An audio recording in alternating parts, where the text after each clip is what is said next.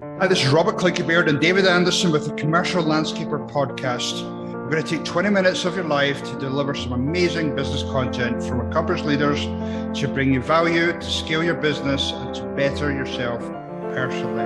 And really hopefully you enjoyed. Cheers, everyone. Hi, this is Robert from the Commercial Landscaper Podcast. I'm really excited today to be joined by a legend in the industry, Ron Kujawa. Ron, welcome to the show today. Thank you. I'm happy to be here. So, Ron, tell my audience just a little bit about you and your background. And you've got so much to share, so I'm super excited about our conversation today. Well, I'm a child of the Depression, was brought up on asphalt, concrete, and gravel. Never cut grass in my life. About the closest I ever got to it was cutting hay at Mitchell International Airport in Milwaukee. This was part of the business that my father and my uncle had, which was a flour and feed business. So that was my introduction to cutting grass, was actually cutting and baling hay. Oh, wow.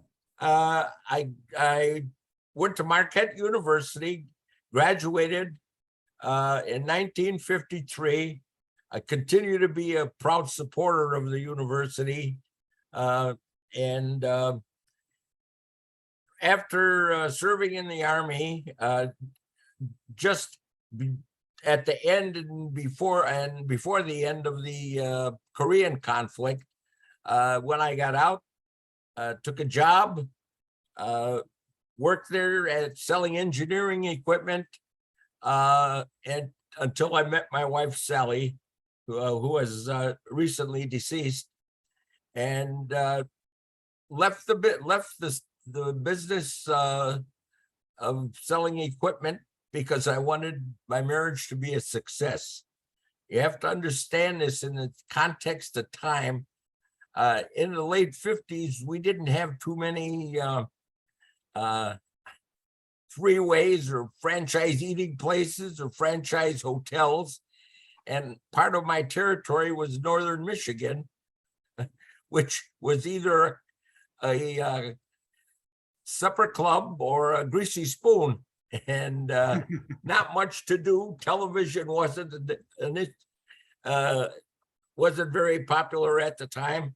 And so most of the time was either spent, drinking. And guys that I had worked with were in car accidents, had other problems. I said, well, if my marriage is going to be a success, I better change my occupation. Yep, smart move. So the day after I got married, I resigned. And my father asked me if I would like to come into business with him, which I had studiously avoided because of the other family being involved. But they wanted to sell, so I agreed. And this was on October 14th of 1964. And in December 9th, that same year, my father died. So there I was in a business that I really didn't want to be in. Right. I had a widowed mother. And what was I going to do? So my brother, who was a school teacher at the time, the two of us came together and we operated the business quite successfully until our terms of credit were canceled by the Milwaukee breweries that we were representing because of a strike threat. Right. So after a long period of time, over 30 years of being in lawn and garden business and a beer business as well, which was the big moneymaker, we were out of business. I remained with Pabst Brewery for approximately 2 years, and my job in 66 and 67, I handled the Green Bay Packers football players that came to work for the brewery and took them around to, Rotary clubs, Lions clubs, different things, And that was an enjoyable part of the Yeah, business. that'd be fun. That'd be fun. But I wanted to leave and do something else. And I finally got an opportunity, and for the Wisconsin Electric Power, kind of secondhand. We were operating with the lawn and garden thing yet, and a local contractor was doing underground restoration or laying pipes underground in the city of Milwaukee. And I was asked, Ron, a particular piece of equipment that could cut a straight line. And I told him, yeah, Jacobson edger rake. You golf all the time, Mike. You should know that. But anyway, he said, like, I want you to go out and look at it and see if that's the right thing, which I did. I came back and I said, Mike, that's exactly what you need, but I think you need something else. And he said, yeah, I wish we had somebody to do the work. I had never done it.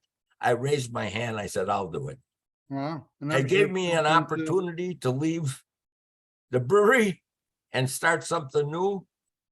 And that was it. That was the beginning. Nice. And long story short, I mean, you obviously grew a very successful business and then had an exit, what, two years ago now? Yep. That's great. And then, but you also, I mean, you've obviously been heavily involved in the industry, and from what I understand, you were, one of the early founders of NALP, or I know that's going through different name changes. And actually, with the legacy organization, Robert, was ALCA, the Associated Landscape Contractors of America. It was founded in 1964, and actually two of the founders were from Wisconsin. Okay. Tom Lead and John Orton from Hawks Nursery.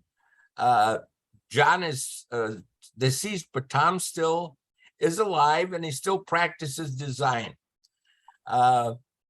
I got into the organization in 72, was the first year that I attended.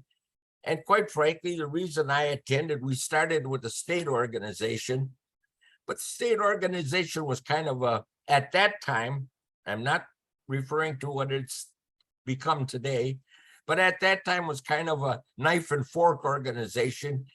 Get together, have a few drinks, eat something, and BS each other about what you're doing or what you're not doing. And I thought to myself, well, there's got to be a better way, and felt that a national organization, I would be talking with people in the same business, but not competitors. And they would have no reason not to be honest. And we could talk openly, which I believe today is the really one of the best examples of why a person should be a member of a national organization, a peer group, attend conferences, because you'll get this network that will actually help you to run your business correctly. And it's a true type of interaction, as opposed to guarded things that people who are your competitors would never tell you. I'm sure you've probably made some lifelong friends in that, and that's obviously been a nice side benefit of using connections to help grow your business. But what would you say to? I hear so many people say, "Well, I don't have time for groups like NALP or my local, state organization or something." What would you say to people like that? I would say that most people, when they have a problem, they think the problem is unique to them. They, in many cases, and there are hundreds of people who have probably had the same problem and have successfully figured out how to solve it. It's more likely that you're going to get this in a peer group or at a conference or belonging to an organization, And in just talking and networking to people who are usually very, very prone to contribute to your knowledge and eventual success. Right. You're not on a competing basis. Yeah. You're not across the street trying to get the same customer. It's basically, I think that it's an investment. It's not a cost. And I honestly believe that there were two organizations in my lifetime that opened up so many avenues for me that I couldn't even venture a guess is how I could replace them. And one of them was ALCA, which then came to Planet and now is NALP. The other was a more of a personal thing, and that was my Safari Club involvement. Right. Organizations or peer groups, they're just a tremendous aid to running your business. And I would highly recommend, people get involved. Even if you don't get intimately involved say in an organization like I happen to, the mere fact that you're part of it and you have friends from all over the country that you can bounce ideas off of is a tremendous asset. Yeah. No, I think as you touched on earlier, I mean, and that's part of the reason why I love the industry so much is that our industry, or even though, yeah, we're competitive, but it's just such a big industry, and people have got such great people in it. They're willing to share. They're willing to, open the curtains and show you some of the things that help them with their business. So that's again part of the reason why I really enjoy being part of it. So, but even you earlier, you were talking about, your age, and you're maybe not keeping up with technology as much as you would like.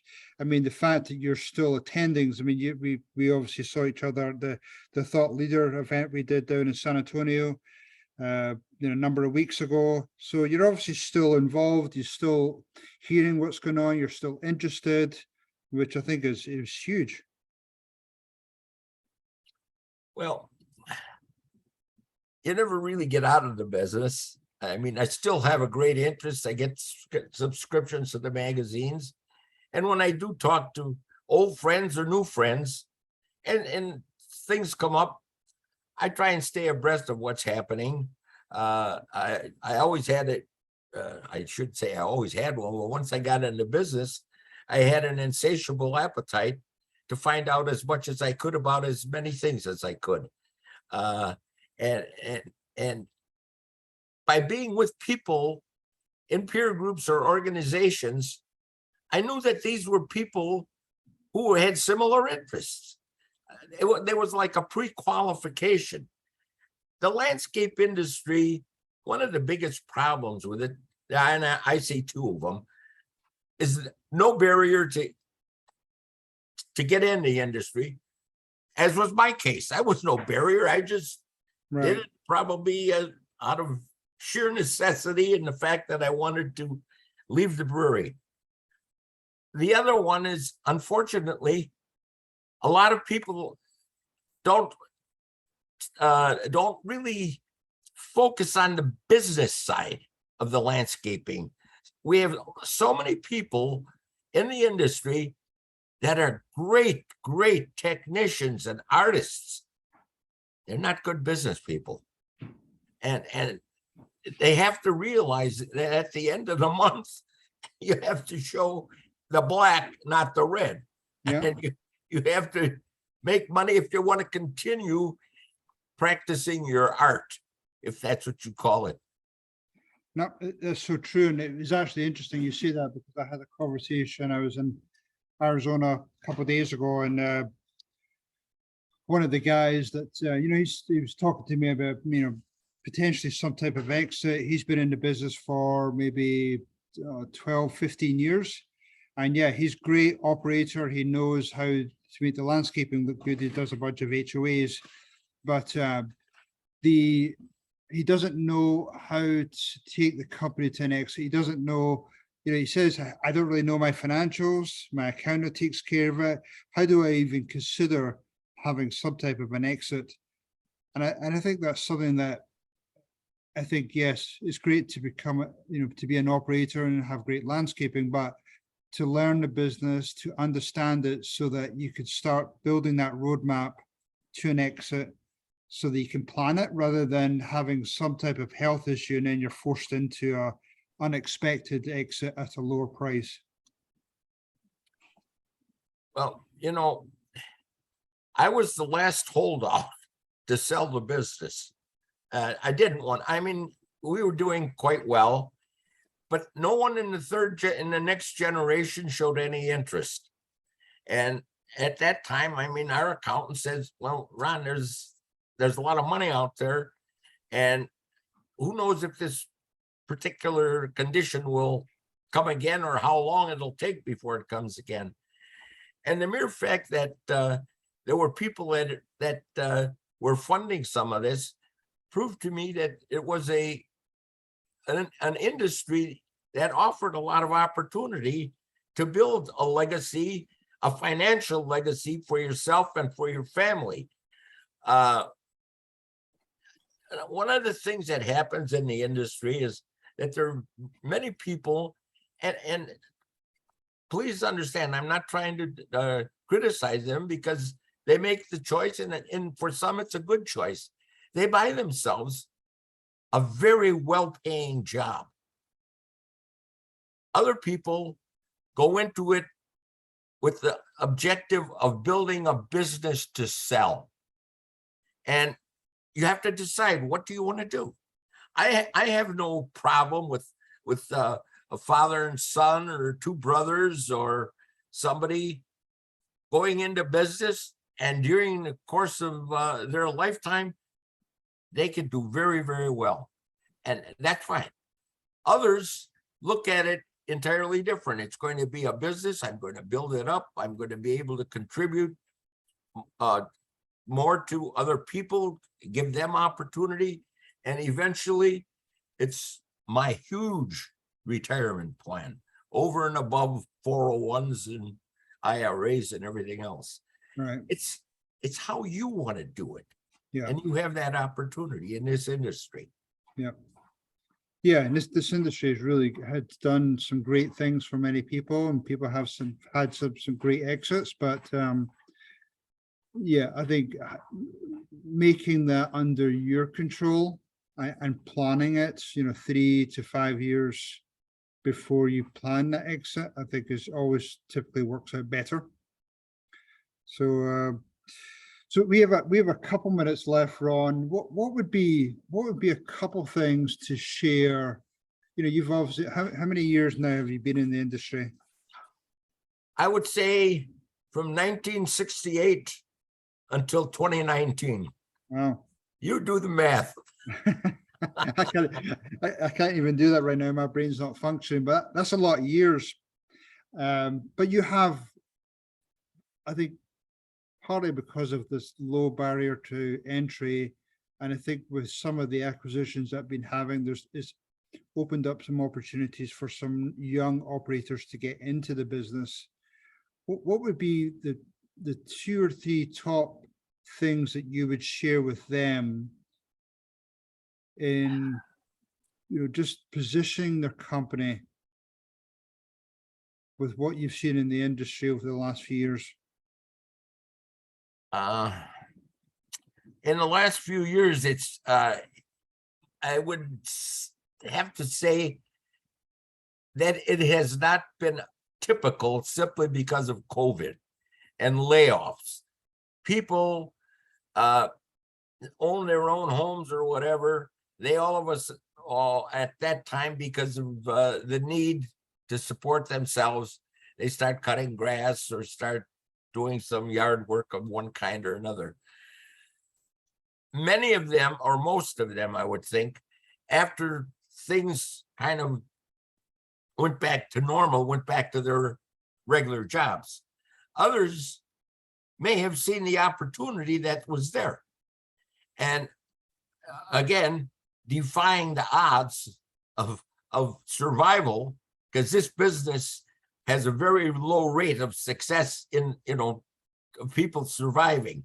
It's so much turnover. But if they did, then the first thing I would advise them is that they have to go out and they have to learn not the name of every single plant in the world, but they have to start understanding basic business theories and business practices. They have to understand that at the end of the month or at the end of the year, you have to show a profit. And unless you have a profit, you're just not going to survive very long. You need a very excellent relationship with your bank. And you have to develop that. You have to develop good relations with your vendors. And probably the most important thing is you have to have a good line of communication and excellent relationships with your clients that you have and the ones that you want. And you have to, this has to be client satisfaction is the biggest thing that you have to strive for. But all these other ancillary things are very important. I mean, you can satisfy people to your detriment as well by doing foolish things that cost you money with no return. Right. So at some point, there is always a trade-off. And the more good decisions you make, the more likely it is that you'll be successful and stick around for a while. Yeah, for sure. And that circles back to what you said earlier. If you're building that network around you, whether it be, other industry leaders, whether it be peer groups, other community groups, then those types of people can help you with some of those good decisions. Absolutely. You have a network. Now you have peers that can help you with, that decision-making process. At one time, I think I attended something like 35 consecutive years of ALCA meetings. Wow, that's impressive. It was just from 1972 to somewhere in the 2000s. With, I think it was one exception. I didn't go for one reason or another, but it was unbelievable. I always came home with something, some idea, some new relationship, something that was a great asset to the way we ran the company or the way we thought. Innovation. Somebody once told me, they said, the secret to success is just being one step ahead of your competitor, finding out just a little bit more than they do. Yeah. And I've lived by that. I was a voracious reader of the publications, the trade publications. And I went to the meetings. I attended them. I mean, the GIE, which I was going to give myself a little pat on the back, was my idea. Oh, and nice. I pushed it through. Nice. And it's kind of sad in my own thinking of that now it's going back to something else. So I don't know how it's going to be. Yeah. Well. But when you go, you got to remember, and one of the things we did at GIE, we decided early on that it would be in a city that was not known for big amusement parks, not a great vacation venue, so that it wasn't a vacation with a little bit of business so that you could write it off. Right. It was, in fact, the main purpose was education and introduction of new materials and new equipment and everything else. Then it was going to focus on that. That was the hardest thing to sell the people that were also involved from PGMS and Planet. It was always a Las Vegas, Orlando, Disney World type of thing. Well, vendors, since we were in the lawn and garden business at one time, and although we didn't go to nationals, Even the state organizations were the same thing. You'd see the same people over and over. But the attendees, they came there basically to have some fun and didn't attend, and they were always, looking for more. I said, well, Right. hell, if you're all, if the same people are coming to all, and all the same people are attending, why not cut their costs 1/3 instead of 3/3? Yeah. And that was a very simple idea that nobody seemed to get. But I said, hell, and from the first one, the first GIE we did in 89, and it was very successful. Nice. So yeah, you're right. Again, it touches on what we talked about earlier, where if you're going to make that investment in time and money to come to those events or come to those meetings, then most of the time you're going to come away with 1 or 2 nuggets, which is going to pay, numerous times the time and money you've spent in it. So I think that's huge. So, but Ron, I know we've run out of time here. Any parting words before we finish things up here? my only parting words are something like, and I can't quote verbatim, but everybody that's involved in an industry owes something to that industry. It provides you, it provides your family, it provides your employees with not only the means of their existence or whatever, but you owe something back. Those people that are takers, pretty soon they get taken. I think it should just owe something back to the industry if it's been good to you. If it's not, well, then it's probably the wrong place for you to be in. No, well, Ron, thank you for your service to the industry. I know you've been one of the founding pioneers of developing the industry and associations and everything, and GIE, obviously. So really appreciate your time today and to share your wisdom. And I look forward to see you at many future events. Well, this kid that was born in the Depression, thanks you very much for being there.